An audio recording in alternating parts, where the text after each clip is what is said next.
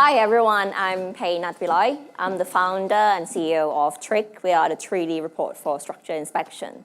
So we send drones up and fly over the building and create an interactive 3D model in real time.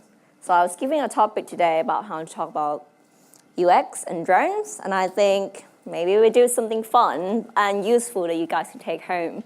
So this is the whole presentation. It's going to be about how you design a drone for 7 years old. Yeah? First is that you all know that little kids, they can't actually control a drone, not even a toy car. So why is that? In kids' development, they need to go through a stage of start recognizing objects, start recognizing people, start understanding about space. So if the kids are too young, they don't have the concept of space yet. They don't have spatial awareness. They don't know that an object that appears here and there is actually in a different position, as if they don't understand the depth, the direction yet. So if the kids are too young, there's no way they can control it if they don't actually understand the space to begin with. But okay, if they develop slightly bit further, like 7 years old, they sort of have this basic understanding already. And why can't they control a drone still? So these are controller that we grew up with, or we used to, one of those PlayStation controller. So that one is a toy car, so fairly simple. You can only go like front or back, or like left or right, but a drone will be flying in space, which means more complex. And this fine-tuned movement of your thumb, you might think is easy because you've grown up already. Imagine a little kid, they need to grab the whole stick and like trying to shift it around. So they don't have the ability to do this fine-tuned movement yet. And that's one of the major reasons that they can't actually interact with existing controller to control these objects. So why don't we design something like a better 3D controller then? If something is easier to use, something that easier to control thing in space, would that solve the problem? I think this definitely is the way to go. So we designed tens of different iterations of what a 3D controller could be. Joystick and PlayStation controllers actually come from games when you play a game on computer. And we're trying to convert that to control the thing to move in three-dimensional space. But what if we design a controller to begin with to control the thing in three-dimensional space? We have lots of prototypes. We bring loads of people in. First, we hand them over a drone and see if they're like an expert or a beginner. We separate them out to two groups, and then we test out different iteration, different design. We work really hard, test it over and over again.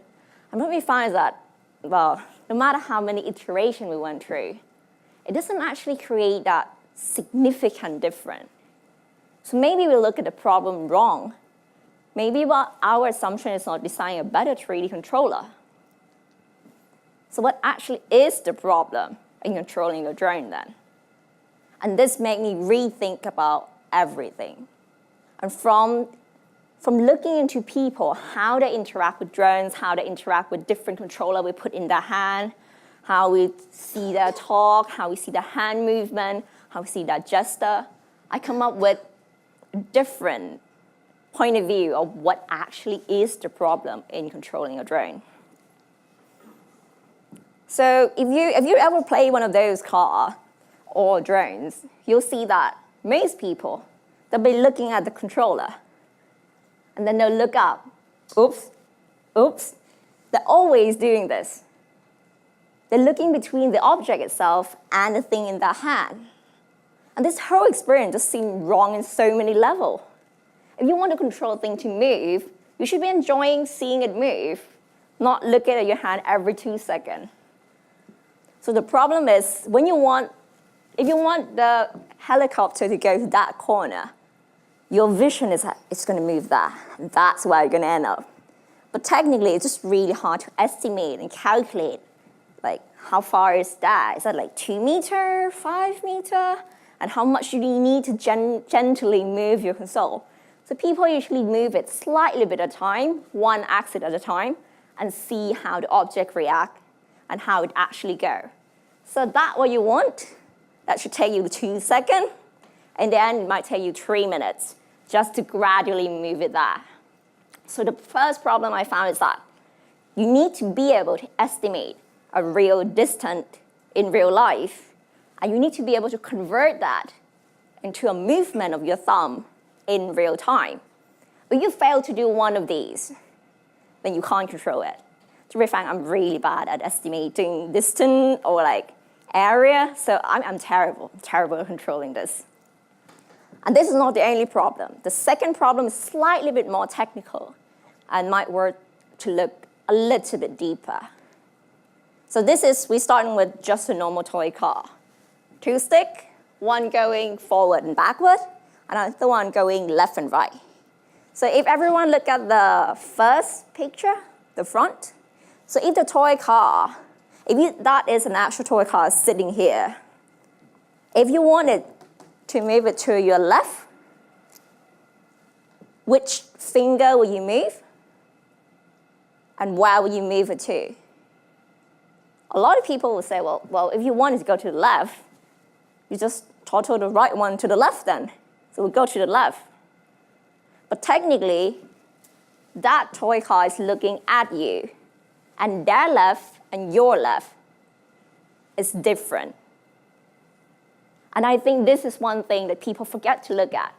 This is still quite easy. Front and back, okay, what if the toy car is facing sideways? What if it's facing like 45 degrees?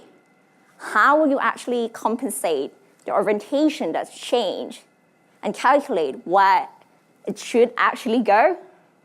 If you think this is hard, imagine flying 3D space. And the controller is much harder. So this is one of the major problems that people overlook and people don't even notice. It's that not only do you need to estimate distance and convert it into joystick control, you need to know at all time where the drone is facing. If you fail to do any of these, there's no way you can move it anywhere. You probably can, but you probably crash it through the way, which I did that quite often, technically. So this is the problem I found. So after all these loads of 3D controller, I discovered one simple thing. People naturally use their hand to signify destination.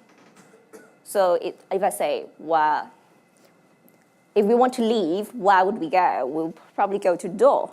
People use their hands to suggest that's the destination we want to go. The important point is that they're not suggesting direction, but they're suggesting the destination, how they want it to end, or where they want it to end. So if you say a little kid saying like, where's the water bottle? They can go there and grab it. They know where it is. They know the destination of it. And they can point. They can go there and grab. They can interact with it. But most people, when they design controller for a drone or robot, you're trying to tell it to turn left, right, up, and down.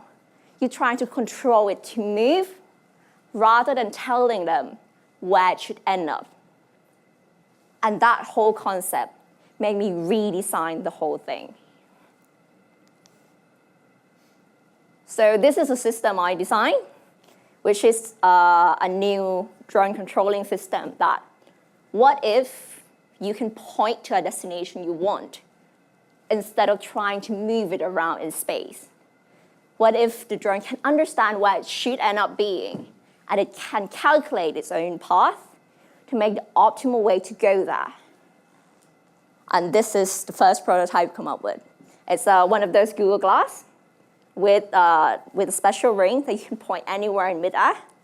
It will calculate the distance, where the drone is, where you're pointing, and move it there. And from this, we develop it into an application, which probably everybody likes to use app. And this is what it ended up. So you can actually use your phone, point to wherever you want it to end up, and it will just technically follow. It go both 2D and 3D. So this little kid can control it from sideways, from front, from back. She can actually move around anywhere. It doesn't necessarily matter. If you point to her left, the drone will end up on her left. So this one got me shortlisted for International Student Innovation Award in drone design, drone controlling design. And this sort of kicked off my career in working with drones. This is a great idea. I've got loads of publicity, got lots of people interested in this. But for me, it's slightly a bit further than that. It can be a great toy, but I want to make a great business as well. So from this concept, from this idea, from this insight that we discover how people use drone, how people interact with drone and come up with this amazing new interaction, how can I turn that into a business? So my background is in inspection and maintenance. I used to work for Thai National Oil and Gas Company for a couple of years before I come here to study global innovation design. It's a double master degree course between Royal College of Art and Imperial College London. So in that, we focus on how to bring technology like this into something that can generate value and be a sustainable business. And from that same concept that we now know that people want to point to where things where drones should end up, how can I turn that into a scalable business? And what I focus on, what TRIK is focusing on, is how to use drone for structural inspection. And what we do is, what if drone can fly and scan a whole area, and then those 3D model can pop up on your iPad in real time. So if you want the top chimney, not that you need to point at the chimney, you can actually click on the chimney on the picture in your tablet, and a drone would be able to fly and take a close-up look of that particular spot for you. You don't need to be an expert in controlling a drone. You don't need 5 or 10 years experience. Robot can calculate its own path and get a better picture, a better view of what exactly you want if you tell them where you want it to go. So from all this, we have a 3D reporting system. That means when you have an incident like Grenfell Tower, where you need somebody who go and look it up, see what's wrong, and react in real time, we create a 3D reporting system, which means you fly a drone, you have a 3D model in real time, you can start, mark, put annotation on, add more details, put flags on, call for more advice, and collaborate with other people. And we create this 3D report and data management system that not only enable you to easier capturing the data, but actually utilizing it as well. And this is our tester at the moment. This is a software we have, so you can actually add any picture you want, doing area calculation, and everything that involves in inspection can be done on the 3D model. 2,000 photos are stored on the model. You can search through all of them through 10, 20 years of data, everything in one platform. There should be no more 2D filing system, folder after folder after folder. 2,000 photos from the first year, another 50,000 for a second one, hundreds of reports in everywhere. Every file now can be stored on the 3D model itself in one simple platform. And this is how I change and convert from designing a drone for 7 years old into a scalable and successful business. And thank you.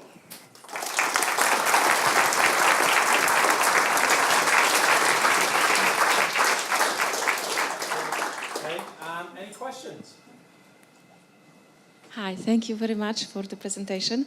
I'd like to ask kind of like 2 questions in one. First one is like, how did you notice that there is a problem with people not being able to like give directions to drones or to cars? For example, like when we drive a car, at the beginning we struggle with using all the controls, but with experience we obviously learn and we don't look at the gears or anything. So would that be something that it's not sorted with experience? Do we actually need to sort out this problem? And the second problem that you noticed, it was that we spent time looking at controllers, but with this tablet, that research you've done, it actually looks like children still are looking at the mobile phone instead at the actually flying object. So how the problem will be sorted? Okay, so two things then. That the first question is because we have a lot of experience that we use to a particular way of doing things, that's why we usually forget to notice what's actually a problem. And that's the whole reason I phrased this whole presentation.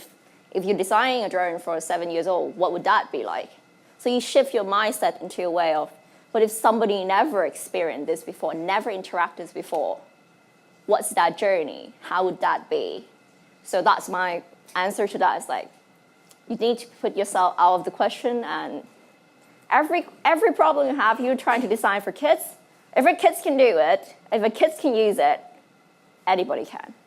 And the second question is about the mobile phone, and kids still see mobile phone and the drone as well. So how is that translate? So my first original design is the pointer. So you wear like Google Glass, when you can point anywhere in space. It actually acts the same way. But technically, as I test to people like to hold mobile phone and they think app is cool. Technically, that is an answer. So the same interaction can be in many forms, but just which kind of form are people most used to and create the most magical experience. So for me, I thought the pointing in space was the coolest thing ever.